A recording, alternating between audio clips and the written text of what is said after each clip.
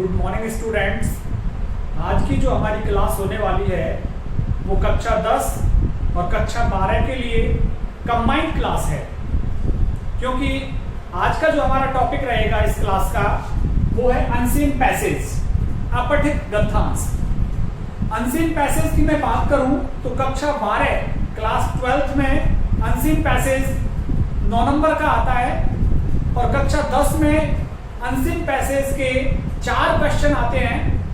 7-7 number के 2 प्रश्न अपठित unseen passage के रहते हैं और 4-4 नंबर के 2 प्रश्न उनकी गोल्डन रेस बुक में से पूछे जाते हैं। तो कक्षा 10 के लिए ये तकरीबन 20 या 22 नंबर का प्रश्न है गद्यांश का सॉल्यूशन, और कक्षा 12 के लिए ये 9 नंबर का प्रश्न है। तो मेरे साथ बनिए आप, मेरे YouTube channel English by Umesh गुरु को सब्सक्राइब कीजिए। और एक वायदा आपको मुझसे करना है, वो क्या, जैसे ही हमारे विद्यालय 15 अक्टूबर से या 1 नवंबर से ओपन होने वाले हैं, आप प्रत्येक विद्यार्थी अपनी कक्षा के विद्यार्थी को मेरे YouTube चैनल के बारे में अवश्य बताएं और उनसे कहें कि आप इस YouTube चैनल को सब्सक्राइब कर लें और इंग्लिश के सारे लेसन्स कक्षा 10 और 12 के वहां से पढ़ें। ये आप मुझसे वायदा करो कि आप अपने विद्यालय के प्रत्येक विद्यार्थी को इस मेरे YouTube channel English by Umesh गुरु के बारे में बताओगे। अनसीन पैसेज जिसका नाम है अपठित गद्यांश। अपठित गद्यांश जो आपका पढ़ा हुआ नहीं होगा, आपकी बुक में से नहीं होगा। जो पठित होता है वो तो सीन पैसेज कहलाता है, लेकिन यहां पर है अपठित गद्यांश। अपठित गद्यांश है ये। तो अपठित गद्यांश के लिए आपको सबसे पहले क्या करना है, देखिए जो सबसे महत्वपूर्ण काम है, रीड द पैसेज। सबसे पहला काम, रीड द पैसेज केयरफुली या अटेंटिवली एंड थरोली। पहला काम आपका होगा रीड द पैसेज। गद्यांश को पढ़िए, ध्यान लगा करके पढ़िए उसे और पूरा पढ़िए गद्यांश को। पहली लाइन से शुरू कीजिए और लास्ट की लाइन तक पढ़ते जाइए। दूसरा पर क्या काम करना होगा आपको, read all the questions.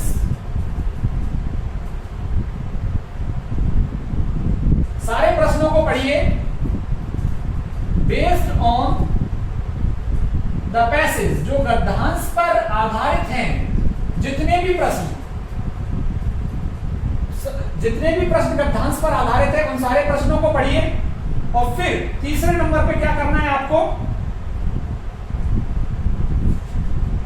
Read the passage again.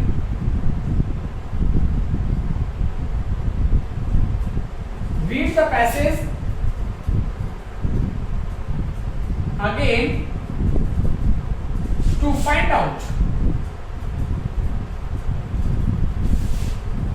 out the answers of questions।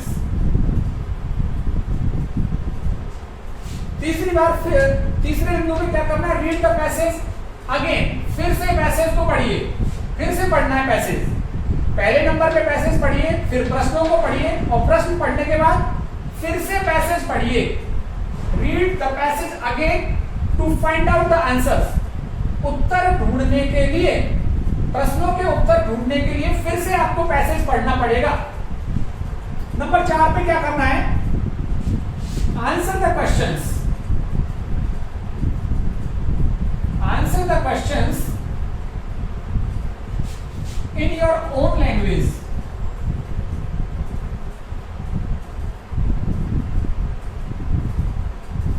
प्रश्नों के जवाब दो। आंसर द क्वेश्चंस, प्रश्नों के जवाब दो इन योर ओन लैंग्वेज, तुम्हारी खुद की भाषा में होने चाहिए। अधिकांश विद्यार्थी क्या करते हैं, 60% या 65% गद्यांश में से लाइनें उठाते हैं और उठा करके वहां पे लिख देते हैं। नहीं, ये तरीका सही नहीं है। जब आपने गद्यांश को पूरा पढ़ा है तो answer the questions in your own language, खुद की स्वयं की भाषा में आपको प्रश्नों का जवाब देना है। और लास्ट क्या करना है आपको,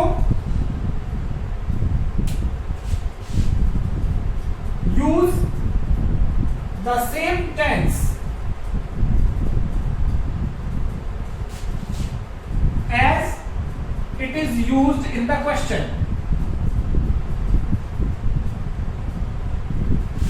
As it is used in the question.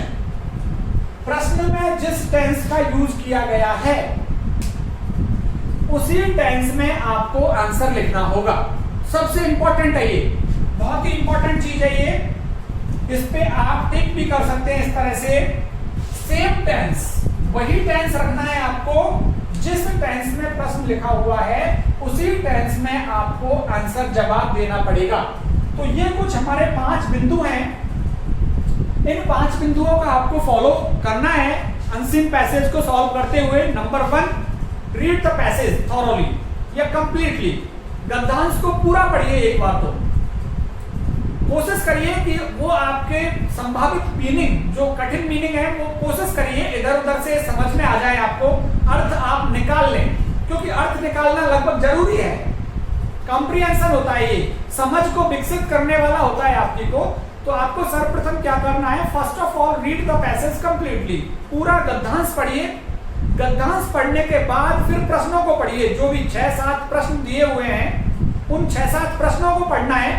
6-7 प्रश्न पढ़ने के बाद एक बार फिर आपको रीडिंग करनी है पैसेज की, जिससे कि आपको पता लगेगा कि पहला प्रश्न लगभग यहाँ पे पूछा गया है, दूसरा प्रश्न लगभग यहाँ पे है, तीसरा प्रश्न लगभग यहाँ पे है। आपको अंदाजा लग जाएगा प्रश्नों को पढ़ने के बाद कि गद्यांश की इन जगहों पे आपके उत्तर हैं। अगला फिर क्या करना है, जो भी आपको उत्तर देने हैं वहां पे you will have to use your own language. तुम्हें अपनी खुद की भाषा में प्रश्नों के उत्तर देने पड़ेंगे, ये नहीं कि गद्यांश में से लाइनें उठा करके आपने लिख दी। अगला क्या करना है, सेम टेंस, वही टेंस आपको यूज करना है जो टेंस प्रश्न में यूज किया गया है। अब टेंस का कैसे पता लगाएंगे, टेंस का कैसे पता लगेगा, आपको हेल्पिंग वर्ब्स बताएंगी। जो सहायक क्रियाएं हैं, सहायक क्रियाएं आपको बताएंगी कि कौन से टेंस में ये प्रश्न लिखा हुआ है, उसी टेंस में आपको जवाब देना होगा। अब मैं आपको बात करता हूं प्रश्नों की, कि प्रश्न कैसे आते हैं। ये तो तरीका हो गया गद्यांश को सॉल्व करने का।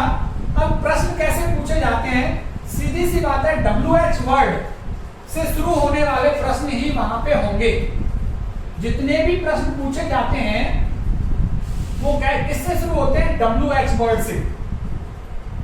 सारे के सारे प्रश्न WH शब्द से, सभी प्रश्न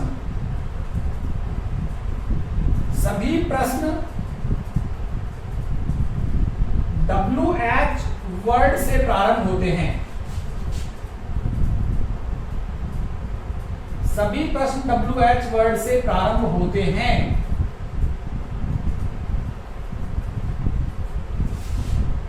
जैसे कि यहां पे मैंने लिखा who, whom, whose, what, when,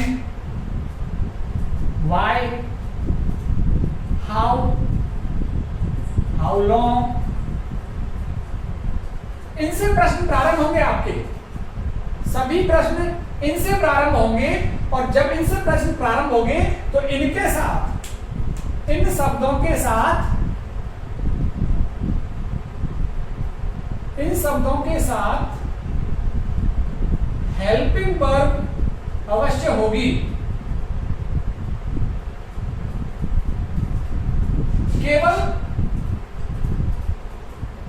केवल हु के अतिरिक्त, भाई हु में नहीं होगी। जितने भी यहां पे मैंने लिखे हैं WH word, who, whom, whose, what, when, why, how long, how, इनसे ही आपके सारे प्रश्न स्टार्ट होंगे जो गद्यांश में पूछे जाते हैं। और इन शब्दों के साथ में क्या आएगी, हेल्पिंग वर्ब आएगी। और वही हेल्पिंग वर्ब आपको टेंस के बारे में सूचना देगी। टेंस की वीडियो मैं ऑलरेडी डाल चुका हूं, आप अगर देखना चाहते हैं तो मेरे प्लेलिस्ट पे इंग्लिश ग्रामर के नाम से एक मैंने फॉर्मेट बनाया हुआ है, वहां से आप टेंस पढ़ सकते हैं। तो मैंने लिखा इन शब्दों के साथ हेल्पिंग वर्ब अवश्य होगी, केवल हु के अतिरिक्त। हु के साथ हेल्पिंग वर्ब नहीं होगी। तो सबसे पहले हम हु से प्रारंभ होने वाले प्रश्न का देखते हैं। हु से प्रारंभ होने वाला प्रश्न,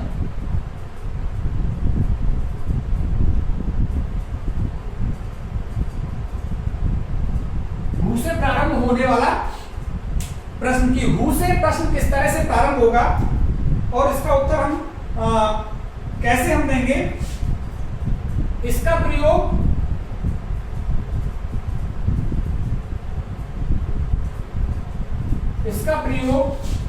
कौन व किसने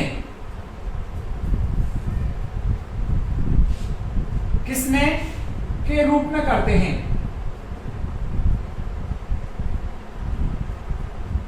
और दूसरी बात, यह केवल व्यक्ति के बारे में पूछता है, व्यक्ति के बारे में पूछता है। दो चीजें हैं इसके लिए, हु के प्रयोग के लिए दो चीजें हैं। एक तो कौन और किसने, कौन या किसने की बात करेगा। जैसे मैं यहां पे प्रश्न लिखूं, हु इज योर फ्रेंड,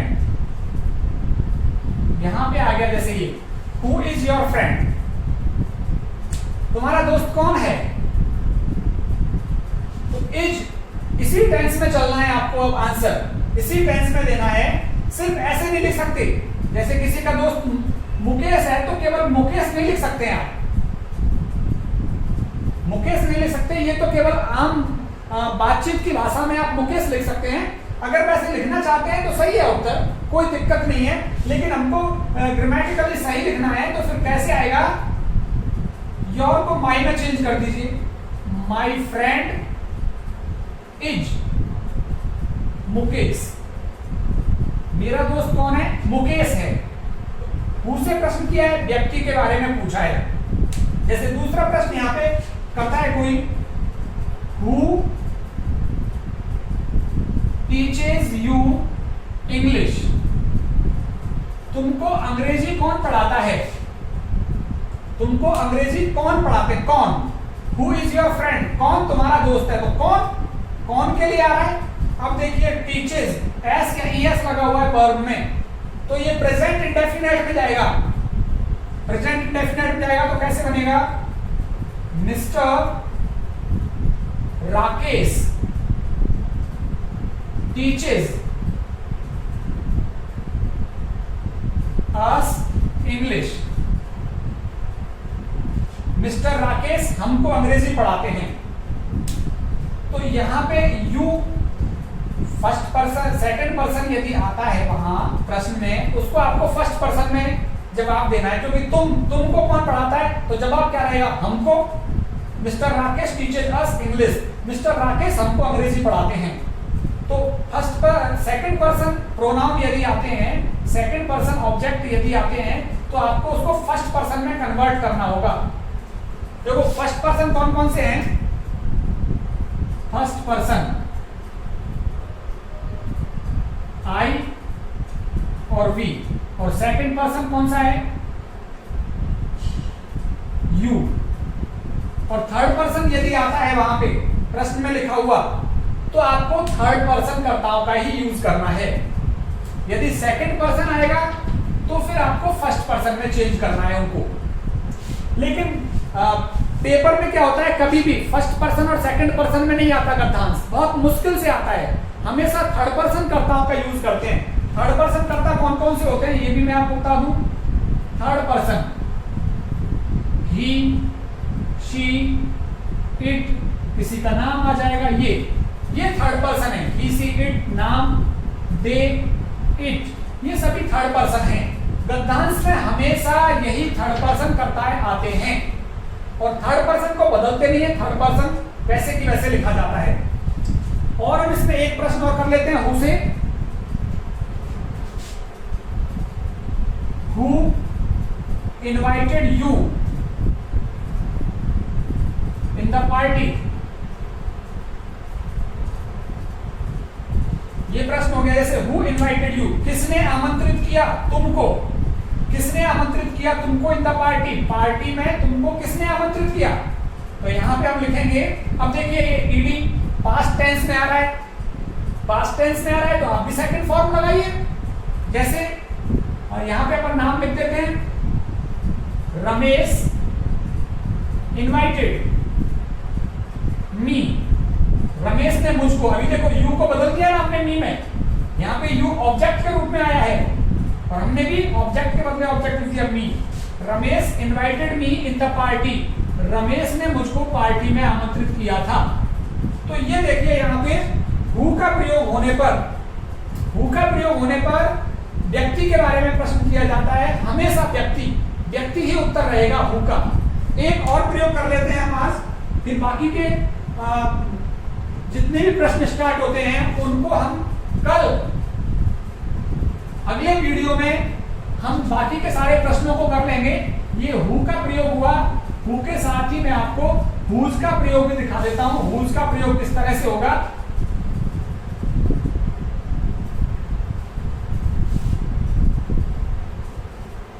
चलो एक बार वाई का ले लेते हैं हुज की बजाय, वाई का, वाई से प्रारंभ होने वाला प्रश्न। चलो हुज ले लेते हैं, हुज से प्रारंभ होने वाला प्रश्न।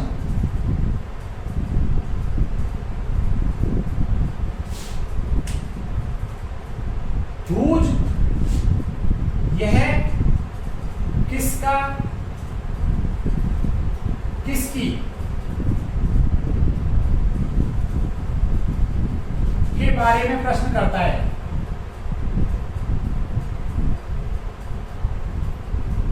किसका और किसकी के बारे में प्रश्न करता है ये। और दूसरा, यह पजेसिव ऑब्जेक्टिव,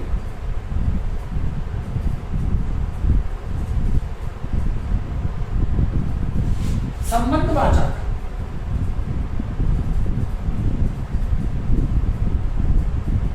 के रूप में प्रयोग होता है।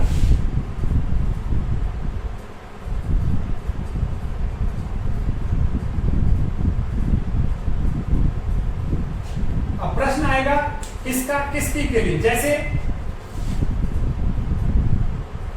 whose father is a teacher, ये आ गया।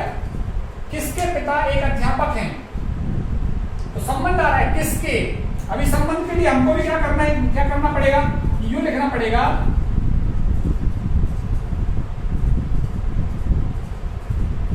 रवि और अपोस्ट्रोफी एस, रवि's फादर, रवि के पिता, संबंध आ गया ना, पजेसिव संबंध बताता है ये। तो किसके पिता टीचर हैं, Ravi's father is a teacher, Ravi के पिता एक अध्यापक हैं। जैसे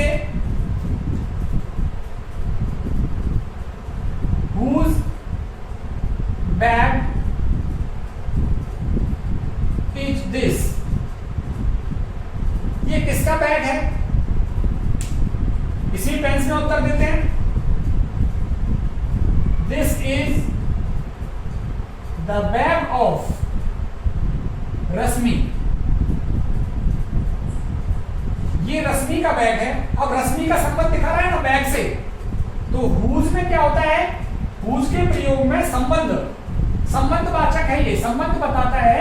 तो whose के प्रयोग में क्या करना होता है, हमको संबंध बताना होता है। तो whose bag is this, ये किसका बैग है, this is the bag of रश्मि, यह रश्मि का बैग है। एक प्रश्न और कर लेते हैं, फिर अगले प्रश्नों के लिए हम पार्ट 2 देखेंगे। पार्ट 2 आपको स्टडी करना पड़ेगा, क्योंकि छोटे वीडियो आप पूरा देखते हैं। आपके अधिकांश विद्यार्थी वीडियोस पूरा नहीं देख रहे हैं, तो मैं छोटे वीडियो बनाने लगा हूं। खुद से एक और प्रश्न देख लेते हैं हम।